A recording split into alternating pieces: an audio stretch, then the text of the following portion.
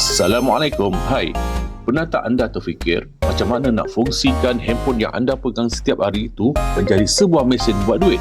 Ya, dengan rangkaian Istel 5G, kita boleh jana income tampahan. Yang paling tak masuk akal, nak mula sebagai dealer ni tak perlukan modal beribu. Start dengan modal serendah RM10 saja. Murah kan?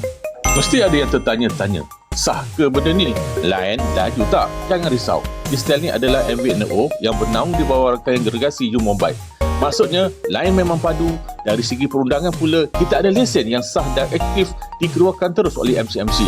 Lebih menenangkan hati, plan kita ini 100% diiktiraf patuh syariah. Jadi, modal rendah untuk maksimum dan hati pun tenang.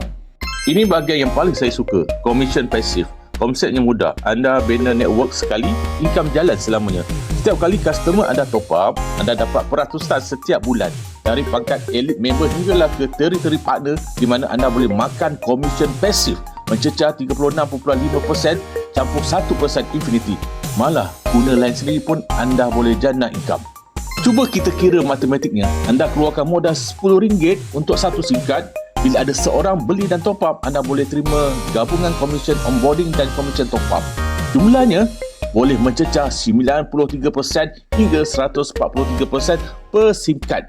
Bayangkan, RM8 untuk nombor baru dan RM13 kalau kekalkan nombor lama. Ini adalah komisen tertinggi di pasaran sekarang. 93% hingga 143% per SIM card.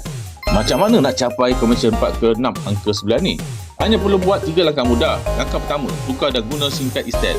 Langkah kedua, top up macam biasa. Contohnya guna plan hot RM50 atau plan VIP RM98 yang siap bagi unlimited call dan data beratus-ratus GB. Langkah ketiga, ajak orang lain buat benda yang sama. Kalau anda berjaya duplikasikan kepada 30 orang yang top up RM50, potensi komisen anda boleh meletup cecah lebih RM109,000 setiap bulan secara pasif. Passive income.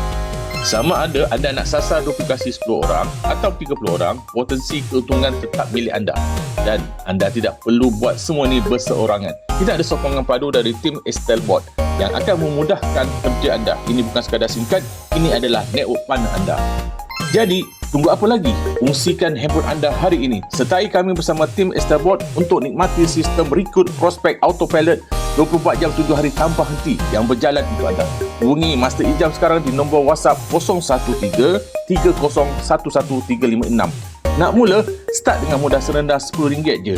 Jom kita bina empire sama-sama.